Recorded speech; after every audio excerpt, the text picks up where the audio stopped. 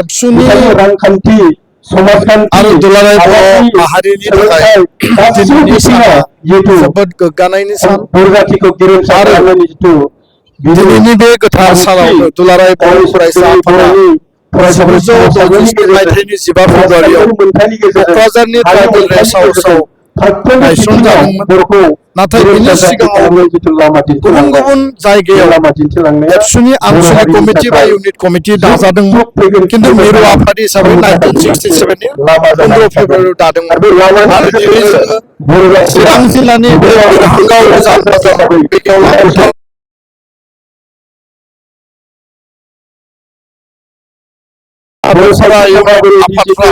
बेयाव बयबो दिनै गावबा गाव ओनसोलाव गावबा गाव जायगायाव फैबाय बे गोथार सानाव एबसुआव हाबा मावनानै जायफोरा रुंसारि जालांबाय बड'लेण्ड सोमावसारनायाव जाय बिर जोहोलावफोरा बिथांमोना मुंख्लं जालांबाय बिथांमोननि जिउआरि आलो गोजोननि थाखाय इसोरनि आरज गाबना दुलाराय बर' फरायसा आफादा ओरैबायदि मोनसे शक्तिशाली आफाद जायखिजाया थासारियाव जायखिजाया परिबेश परिस्थितियाव माहारिनि थामोनथा रैखाथि हारिनि सिगारे बायजोआरि खैफोदनि समाव अलखदनि समाव जों गाबथाबोदों आरो एबसुनि शक्तिया मालाबाबो कुनु सरकारि फर्सआनो जा बायजोनि फर्सआनो जा इसिङारि फर्सआनो जा जों मालाबाबो कमप्रमाइज खालामाखै आरो बेखायनो बर' हारिया दिनै जोङो मुलुग दरबाराव जोंनि बर' रावखौ 90 सिडुलाव थिसननाय 93 आव बिएसि कड 2003 आव बिटिसि सुक्ति 2020 सनाव बिटिआर बर' गोजोन गोरोबथा बे गोरोबथाफोरखौ मोननायनि गेजेरजों बड'फाखौ दिल्लीयाव गायसनहैनाय बिनि मुसुखा गायसननाय आरो गोबां माखासे हाबाफारिफोरखौ दुलाराय बर' माहारिनि सार्थनि थाखाय हारिनि गेरेमसा माहारि दानायनि एजेन्डा प्लेनिं पलिसिनि गेजेरजों जों मावफुंलांनो थाखाय दिनै सम्भब जादों आरो जेब्लायबो हारिया सिगां हारिनि थाखाय आफाद आरो बे आफादाव जों साफा साफा मावथि साफा साफा सैनिक लाइखिबादि आरो एबसु बे आफादाव थानानै जोङो जि मोनसे ट्रेक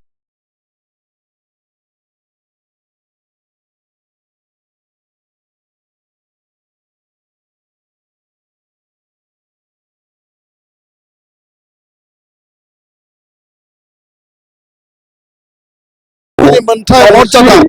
आरो बर' हारिनि गासै बिथिंनि जौगानायनि थाखाय जों हाबा मावलांगोन आरो बेनि दिनैनि जोंनि दिनैनि बुब्लिनि बेनो जोंनि समायखिरा समायखिराखौ लानानै हारि सिबिनाय हारि दानाय गेरेमसा माहारि दानायनि थाखाय जों हाबा मावलांगोन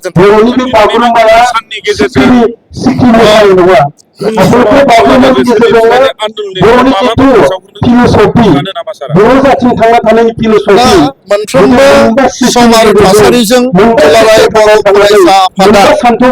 जोंनि मेलफ्राव जोङो गोलावै गुवारै गोथौयै पर्यालोचना खालामो जाय समाव आलादा रायजो दाबिनायनि थाखाय थांखि आजावनांगौमोन 1987 1986 बड'फाया जि समाव बिबान लाबाय आरो थांखि आजावबाय 87 नि 2 मार्चनिफ्राय आलादा रायजोनि आन्दलन जागायबाय बेनि उनाव 93 आव एकर्ड जाबाय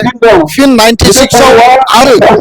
एबसुनि दैदेननायाव गभर्नमेन्टनि दैदेननायाव आलादा रायजोनि आन्दलन जाबाय 2003 सनाव सुक्ति जाबाय आरो 2009 सनाव बिटिसि गोरोबथानि उनाव फिन थामथि खेबनि थाखाय आलादा रायजोनि आन्दलन एनडिपिनि माने पिस डायलग बे गासैखौबो ज' खालामनानै 2020 नि पिस एकर्डआ जाबाय दा एकर्ड इमप्लिमेन्टेसननि खामानिया सोलिबाय थादों आरो एकर्डआव फैनाय जिखिनि दफा दङ सिमा बारायनाय बिटिसि बिटिआरनि बर' अट'नमि बाथ्रा बर' कसारि काउन्सिलनि बाथ्रा कार्बि आंलंनि एसटिनि बाथ्रा बेखौ मोगथाङाव जाफुंनांगौ जाफुंहोनो थाखाय जोङो नाजाबाय थादों भारत सरकारजों सावरायदों आरो जुदि सरकारा जोंखौ थगायो सरकारा टाइम बाउन्ड इमप्लिमेन्टेसन खालामा दुलाराय बर' फरायसा आफादा जोङो गोनां जायोब्ला आरो जिखुनु परिबेश परिस्थितियाव जोङो सावरायफिननानै थांखि आजावनानै आलादा रायजोनि थाखाय जोङो आबुं सोमावसारफिननो थाखाय जोङो थांखि नाजावनांगौनि थाखायबो मालाबाबो फावसायनानै थानाय नङा खिन्थु दिनै जोङो एकर्डखौ इमप्लिमेन्ट खालामनायनि गेजेरजों बे एकर्डनि मर्यादाखौ जोङो होनो हायो नामा बा लाखिनो हायो नामा बे थांखियाव दङ आरो जुदि सरकारा टाइम बाउन्ड मावफुङा बिनि डिसिसना अट'मेटिकेलि फैगोन।